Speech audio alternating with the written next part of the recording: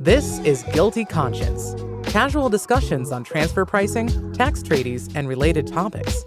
A podcast from Skadden that invites thought leaders and industry experts to discuss pressing transfer pricing issues, international tax reform efforts, and tax administration trends. We also dig into the innovative approaches companies are using to navigate the international tax environment and address the obligation everyone loves to hate. Now your hosts, Skadden partners David Farhat and Nate Carden. How's it going all? Welcome back to Guilty Conscience. As usual, I'm joined by Nate Carden, Stefan Victor, and Aman Kyler. We have a great episode today. We're going to be joined by Loren Ponds, and I'll let her introduce herself and also tell us a bit about her podcast so you guys can take a listen to it as well. But I'm super excited to have Loren on today. Hopefully she can come back and do a couple more episodes with us. Loren is who I want to be when I grow up. So that being said, I'll throw it over to her to introduce herself. Thank you, David. That's a hard intro to follow. I am a tax member at Miller & Chevalier. I focus my practice on international tax and tax policy. Before I joined Miller, I was a tax counsel for the majority staff of the Ways and Means Committee in the United States House of Representatives. So I worked on the Tax Cuts and Jobs Act, the international provisions of that bill, which was enacted in late 2017. And before that, my prior life, I was a transfer pricing practitioner at EY's National Tax Office here in DC, working largely on controversy, transfer pricing controversy, APAs, and also restructurings and IP transactions. So that is my career in a nutshell. I'm sure I could go on, but I'm going to stop there and let this podcast proceed. Also, speaking of podcasts, I do have my own. It's called Tax Break. It is available on Miller & Chevalier's website and also on YouTube. So check it out when you have some time. Well, Loren, thanks for coming. Thrilled you're here. As everybody knows, I am from Chicago. I am not a DC person. We have different ways of solving our interpersonal disputes in Chicago than how DC works. I'm not therefore a legislative person. I have, however, seen Schoolhouse Rock. I know how it's supposed to work. And I got to say, I look at something like TCJA, it doesn't look like the happy little bill that comes out with a ribbon on it at the end of the episode. So what happens? Tell us about the tax legislative process. And I'm a little disappointed we're not allowed to sing the Schoolhouse Rock song. Well, Yeah, we cannot afford that kind of rights payment. So let's not infringe anything. I'm not even going to try. We're just a small little podcast here on a shoestring budget. So, the Schoolhouse Rock depiction of how a bill is passed is true. Unfortunately, or fortunately, depending on your point of view, tax legislation in the last probably 2 decades, let's say, roughly, has been through a process called reconciliation. I should say most major tax legislation has gone through a reconciliation process. And so that exercise is not bipartisan. But, the general rules still apply. So all tax bills have to start in the House. That's in the Constitution, the origination clause. And so if it's a reconciliation bill, that means that largely the Ways and Means and Senate Finance staffs of the party who is in charge will be responsible for putting together the contours of the bill. So that's what happened with the American Jobs Creation Act in 2004. That's what happened with ACA in 2010. That's what happened with TCJA in 2017. That is what Democrats hope to have happen with the Build Back Better Act of 2021, 2022, depending on how things go this year. Interesting. And so maybe talk a little bit about, just for those like me who don't know all these, the reconciliation process also involves that magical black box that we call scoring. Can you tell us a little bit about the relationship between the reconciliation process and how bills get scored and the impact of that? Sure. So reconciliation bills are subject to some special rules, bird rules, or you may hear reference to those. So one is that outside of the budget window, so in TCJA context, it was 10 years, there cannot be an increase to the deficit. So everything has to balance out so that when the budget window is over, there's no addition to the national debt. There are other rules around reconciliation bills having to do with the substance of provisions that are included in the bill. So they have to be, there's a germaneness requirement. There are certain provisions that have tax elements but can't be included in a reconciliation bill. So most often cited are Social Security taxes can't be touched in a reconciliation bill. But everything else, almost everything else is pretty much fair game. So you will see in the Tax Cuts and Jobs Act, all the provisions mostly relate to individual taxation or business, international and domestic. And, that is how it has to happen. And so when you talk about scoring, those numbers are extremely important because of the deficit rule. So everything has to kind of balance out. And in TCJA, for example, there are provisions that sunset toward the end of the budget window, and that is to conform to the restrictions on adding to the deficit. So in a nutshell, that's what it is. Build Back Better is a little bit different. They have the same considerations in terms of the deficit, but right now the status is really on deciding what the spending provisions will be. And so, of course, the scope of the spending informs the scope of the tax revenue raisers that you need to cover the amounts of money that you want to spend. And so if Build Back Better is to be revived in some new form, and it has, as anticipated, a more limited scope of spending provisions, then necessarily the amount of tax that would need to be raised to balance the bill overall would also shrink. And how is that impacted, or how is the scoring impacted by, let's say, a technical corrections bill? In other words, does technical corrections on TCJA also have to get separate scoring, or is that a different process? Well, technical corrections are understood to generally not affect the score because they're effectuating the provision as it was meant to be effectuated in its original form. So, in theory, technical corrections don't score anything. I think at this point, we know what the revenue outcomes of a lot of the TCJA provisions were as compared to what was projected. But I don't think that that should have necessarily a bearing on whether or not those, the bill has passed. So what the revenue implications are of TCJA, they are what they are, but it passed. And as passed, it balanced. And the same will be true for Build Back Better. That actually is something I very much wanted to ask you about. Do the scoring people get a report card? Does anybody ever say, hey, you said this was going to raise X and the money never showed up? How does that work?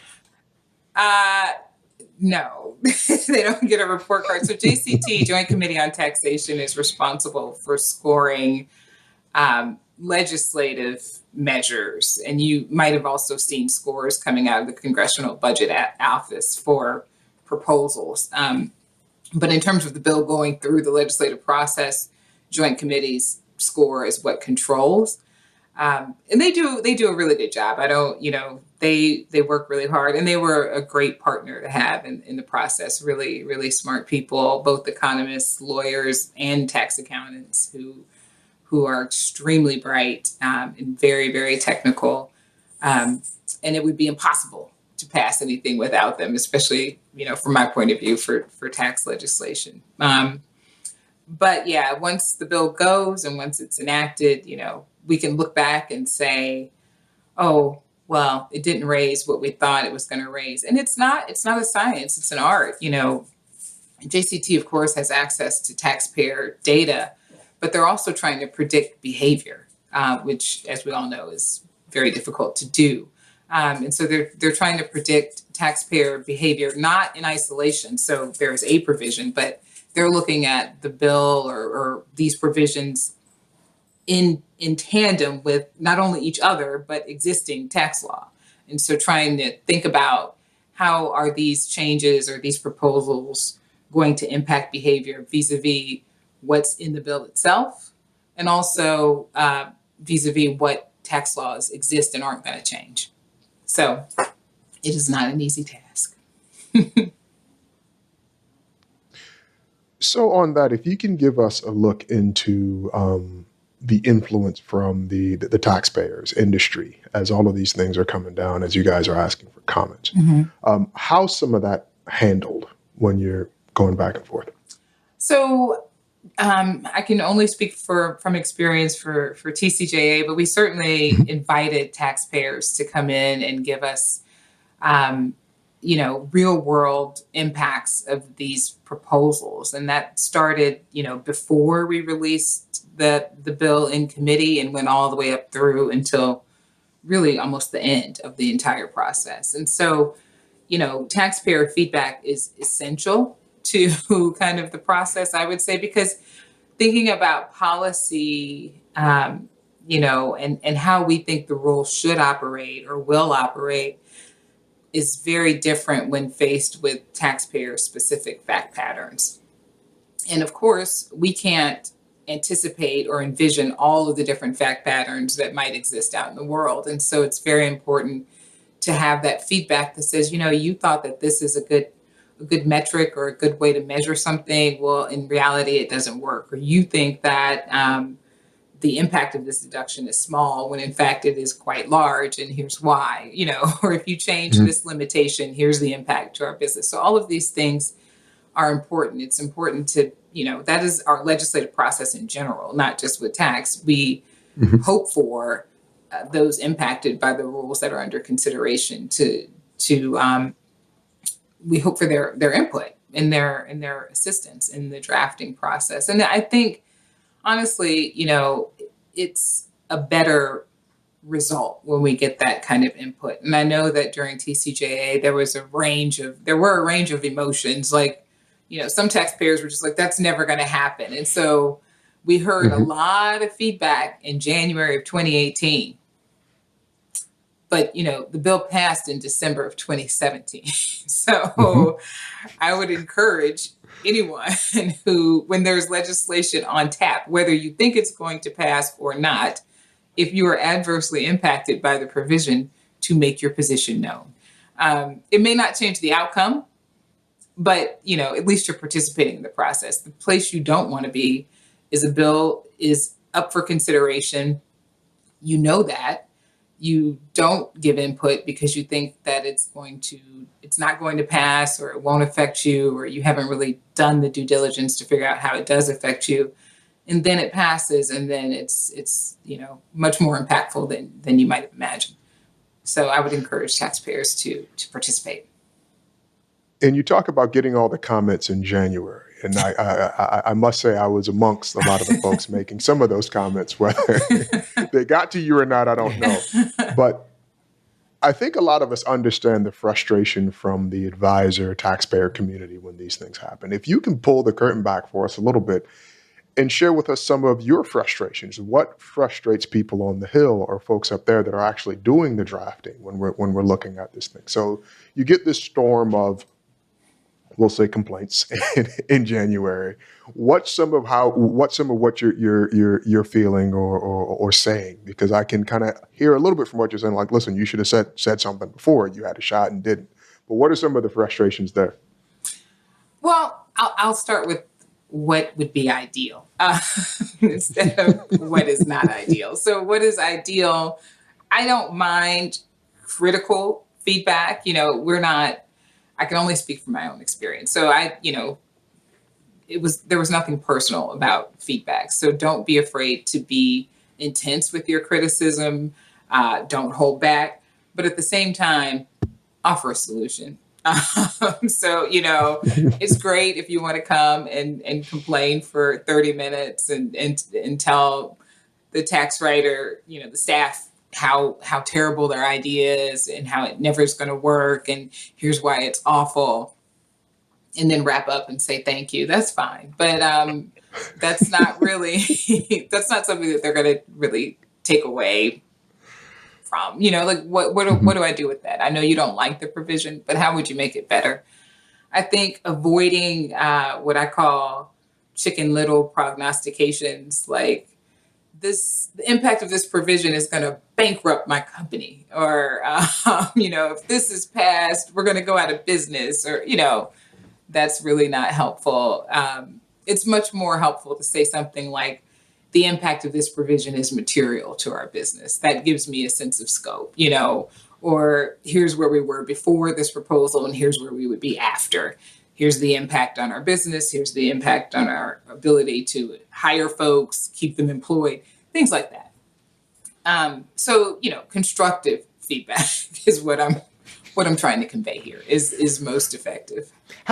So you're saying the email I wrote with all the cussing wasn't helpful? Straight into the trash. Yeah, spam filter. But for taxpayers, Loren, once there is a proposal, ideally, what is the timeline to start the engagement process? Oh, well, clearly not January, but right. I mean, it depends on the process itself. So, TCJA. A lot of criticism was that it happened very fast. I will say that a lot of the components of TCJA were prior provisions that had been vetted, like, Camp 1 and 2, Green Book proposals. I think from an international tax perspective, the only thing that was brand new in TCJA was the BEAT.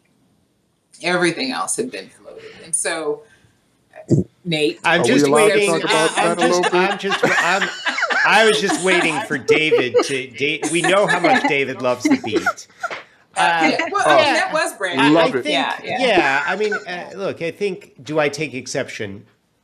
Sorta. I think one of the hard things for a lot of us is about TCJA was, it's really hard to rewrite, essentially all the international provisions of the Internal Revenue Code in 6 weeks. My sympathies. Not an easy task. And but I'm saying we didn't start from scratch. Is my point. You didn't start from scratch. I think one of the things that I'm curious about from a feedback standpoint is how much do you hear from taxpayers, their representatives, whoever, interested parties, about the, what I'll call the policy wisdom, right? If you do this, you will cripple my company and destroy America, versus, hey, you wrote this provision, and now that I sit and look at it, I don't think it's trying to do what you want it to do, so why don't you say this instead? How does that piece of the feedback work? That works in the same way, and that's constructive feedback, right? So if you come in and you want to get to Romanet 3 with us, let's do it. And I think that those are the fun meetings, the really constructive meetings, the ones where we can say, okay, we see your point. This might not align with the policy or what the members hope to achieve. But, we could also be of the view that actually, your articulation of what you think our policy isn't quite right. And, maybe what you're proposing doesn't effectuate the change in the way that we want it to be effectuated, or maybe it does. I mean, it's a conversation. It's not a one-way, here's what we think you did wrong, here's our solution, and they just disappear, And so, we do this work in, in consultation with JCT, with our counterparts at Senate Finance, with folks at Treasury. So it's not like a vacuum where, it just kind of goes into the Ways and Means Committee drawer and we never see it again. Of course, there are some ideological differences around the margins between Ways and Means and Finance. And you see that there was no BEAT in the Ways and Means bill. But that's part of the process. So I was going to ask about competing interests or competing comments, and I think you might have touched on this. So is it, how do you weigh competing interests, and how do you take the constructive comments and decide which direction to follow?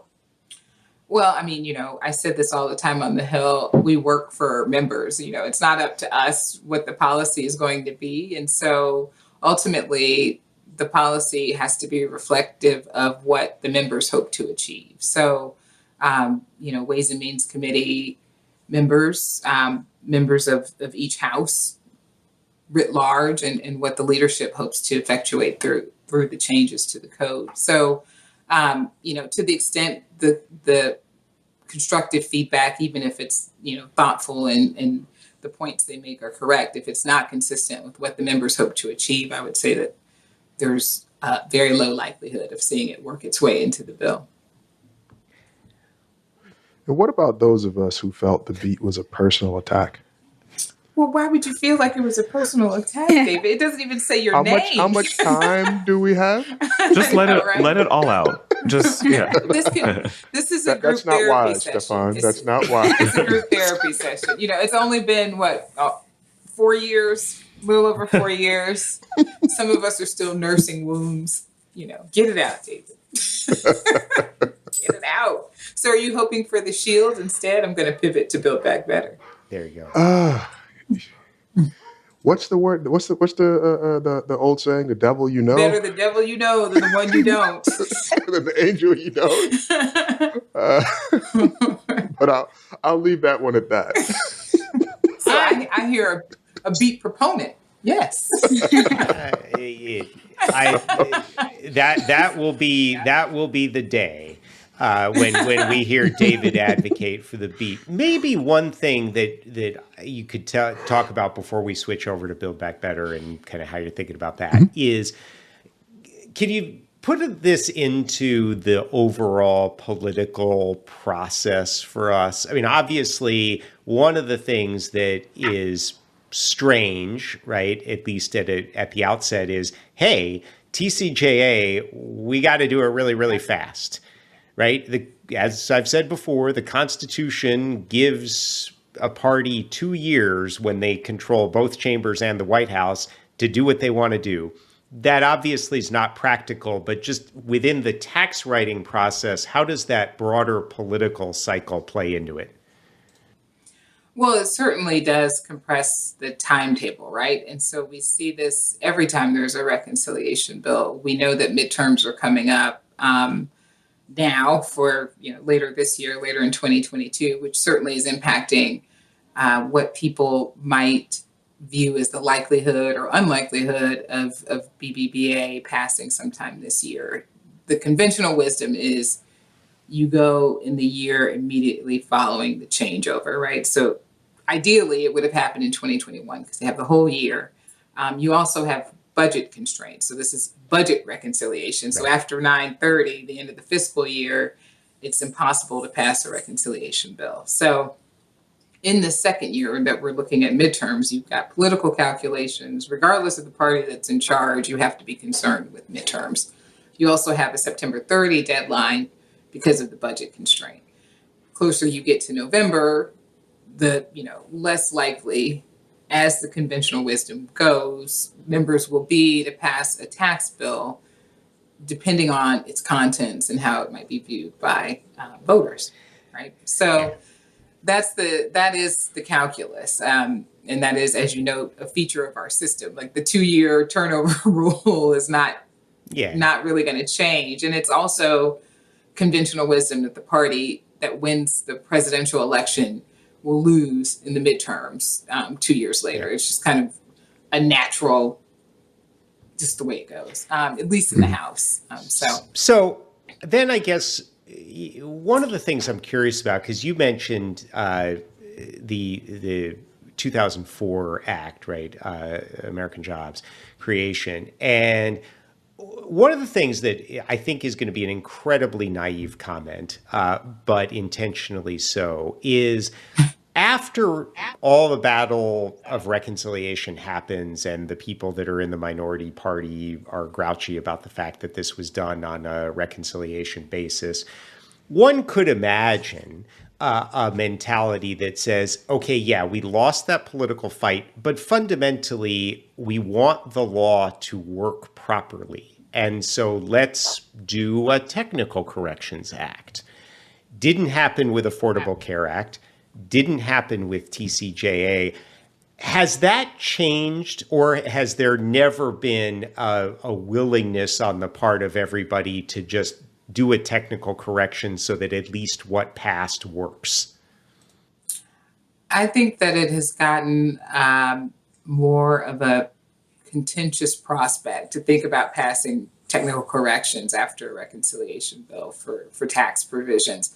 I remember earlier in my career, technical corrections were not necessarily controversial, and now I would say the substance of technical corrections is still not controversial. It's just the process around them. And so, to your point, the non-controlling party might be a little grouchy, and so that manifests in a refusal to go along on the technical corrections front sometimes. That certainly happened Loren, after TCJA. I'm sorry. If you'll bear with me to go on a bit of a tangent on something we talked about on an earlier episode. We're not going to get rid of the beat. From a person. I'm not going to advocate that. I've got my T-shirts. I didn't wear it. We're good. We had a bit of a conversation before about how tax is now a bit of a political hot potato. It's on the news more, transfer pricing particularly. What are your thoughts on that? How do you feel about that as a practitioner? Just to kind of something we did that seemed to be so obscure before, now being kind of front and center. Yeah, I think that's a really, really good question. It's taken, I can speak from my personal point of view, which is that I think international tax provisions particularly are probably what I view as they should be kind of non-controversial, right? Because I think both parties will agree on the basic tenets of international tax. How you effectuate those tenets, they may disagree. But overall, all politicians, both sides of the aisle, will advocate for things like American businesses being competitive overseas. We don't advocate for double taxation, things like that. And so, we don't. Are we sure? Given recent news? Oh, come on now. She's just chumming the water now. That's not even fair. Loren and I have known each other for a long time. I doubt that was unintentional. We have. So, things like these basic concepts, I don't think of them as controversial. I think people like to make TCJA political, but certainly the international provisions came from a variety of places or had their genesis in thoughts that were put forth in Obama Green Books. I mentioned the Camp 1 and 2 drafts. So those are, examples of, if not bipartisan thought, two sides of the aisle putting forth ideas that were generally thought of as good ones. Some kind of minimum tax, GILTI. Things like that, limiting interest expense deductions. And these are also ideas that came out of OECD for BEPS 1.0. So these are, I think, kind of generally agreed ideas, limiting base erosion, not loading subsidiaries with interest expense and deducting it. These are not foreign concepts, pun intended. And they're not, I don't think that they're particularly controversial in isolation, but because the process is through reconciliation and has been for the last several years, that makes it political. And so everything becomes a politicized conversation. Well, without GILTI, there'd be no GILTI conscience, so we can't complain too much. But that's right. I'm curious as to what do you think happens, maybe transitioning a little bit to Build Back Better and asking you to dust off the crystal ball a little bit. And also maybe tell us what's the relationship between Build Back Better and some of the technical corrections that I think everybody recognizes would maybe make TCJA a slightly better crafted product. Well, I mean, I haven't revisited the technical corrections draft from 2019 that Ways and Means, my former committee, put out. I think that, well, let's go with BBBA for a minute. As I mentioned, we all know the timeline is pretty compressed. We're in a midterm year. Here it is already middle of February. We also know that Congress has some other things on its agenda besides tax, like, I don't know, appropriations. There's a Supreme Court nominee to deliberate over. I read the other day there's talk of addressing the Violence Against Women Act that expired a couple years ago. They just passed a bill to fund the post office. I mean, there are a lot of other things that are on Congress's agenda besides tax. Now, that being said, the Build Back Better Act has some spending provisions that are a very high priority to the current administration. So it's really, I think, a matter of them getting together and negotiating what this revised package looks like. And as far as I know, those conversations haven't gone very far. So I would say that right now we're in the same posture that we were in at the end of December 2021, when the bill, collapsed at that time. But there's no prohibition on them starting talks again and coming up with a slimmer package and passing it. They still have control. They still have a little bit of time. But I do think as the year goes on and the legislative calendar gets eaten into by these other priorities, of course, the prospects get dimmer and dimmer. So it's really, it's up to the lawmakers to get together and pull something together. Whether that happens before September 30, my crystal ball is currently out of commission, so I can't say. Fair. It's tired. It's been working overtime. Interesting. Suppose that nothing happens, and putting sort of your current role more to the front of the discussion, and thinking about this, some of the things that the Treasury Department and OECD are trying to do with the pillars.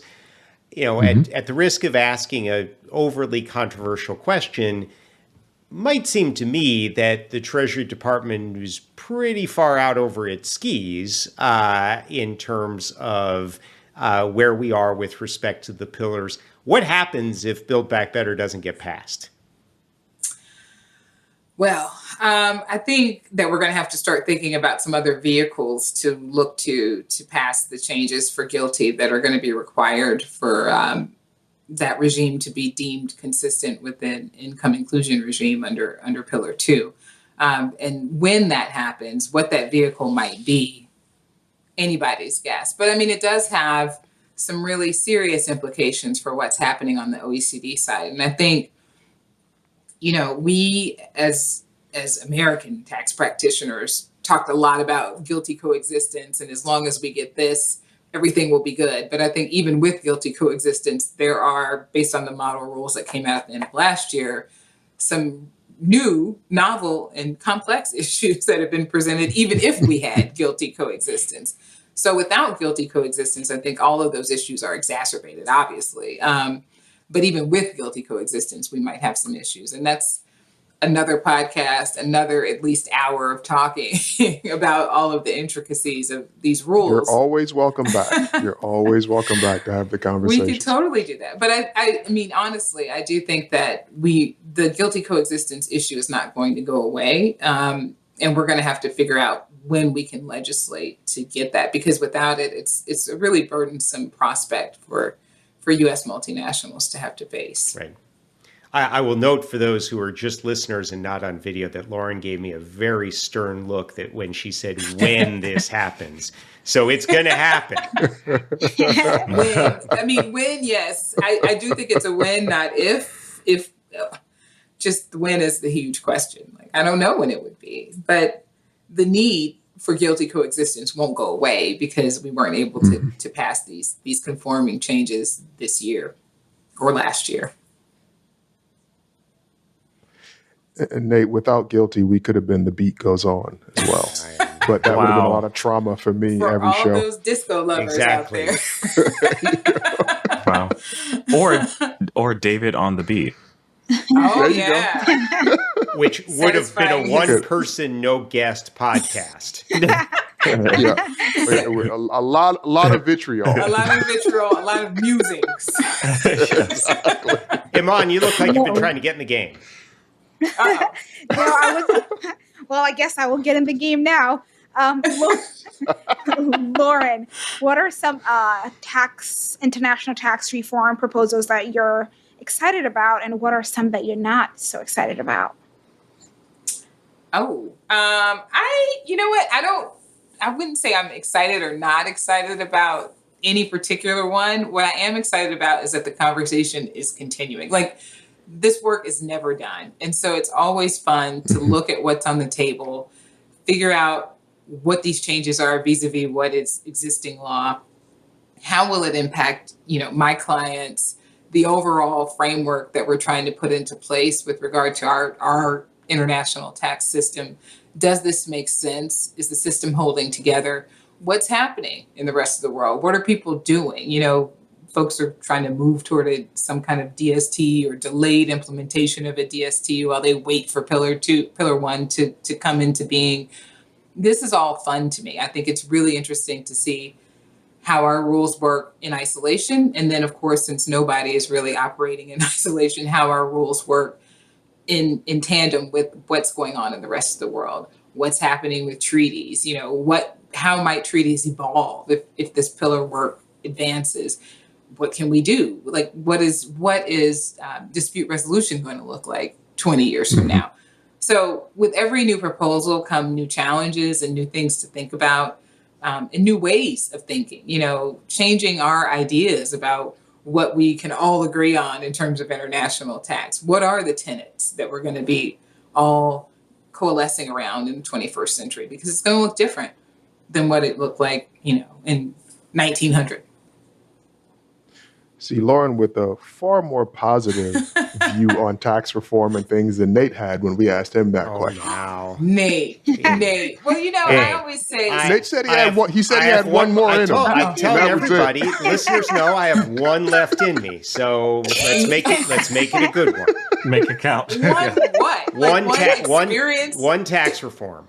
That's it. I was going to say, one more experience of living through tax reform, and then you're done. So does the OECD process count? Is this going to be your last one? I sort of lump all that together.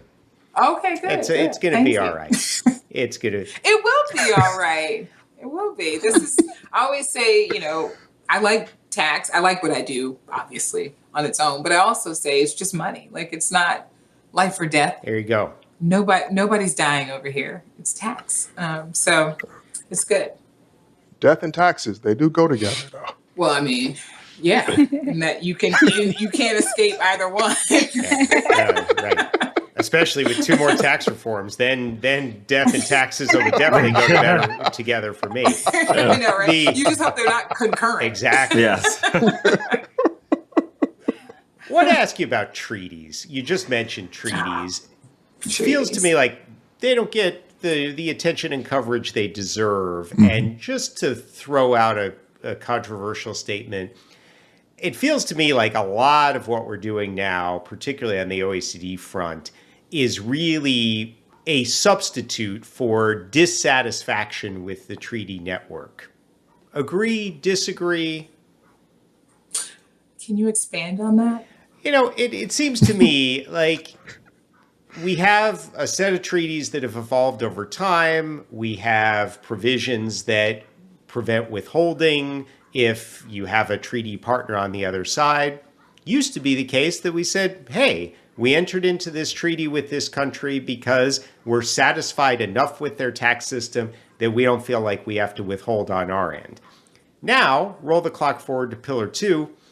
We don't like that anymore. You on the other side, you're not doing that. You're not doing what we think you should be doing. One solution would just be get rid of or renegotiate the treaty so we can withhold. And instead, what we've done is we've created a big multinational apparatus for what feels to me like we just don't like the treaties anymore. I think I see your point. I think that what we don't like might not be the treaties, but just the overall taxation mechanisms that countries use. Not necessarily withholding, but the idea around a minimum tax is that companies, taxpayers can kind of pick and choose where they're going to be and manage their ETR by incorporating some low tax jurisdictions into their structure. whether or not we could ameliorate those perceived abuses through an expanded or strengthened treaty network, I'm not sure. But I think this is bigger than treaties in some ways. The OECD work is bigger than treaties because countries have decided that, and it was kind of a slow march, right? Like, so maybe a decade ago, people were talking about stateless income.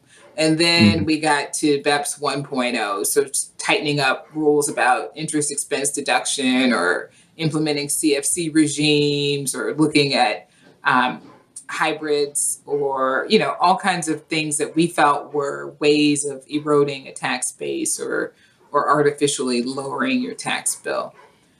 That wasn't enough. So now we're going another step further and looking at a minimum tax. So if everybody has to pay at least something, then nobody's going to be getting away with these shenanigans. And if you still manage to do it, we're going to top you up anyway. And then Pillar 1 is looking at, how and why is transfer pricing deficient in certain examples, and what's this excess and how can we reallocate it?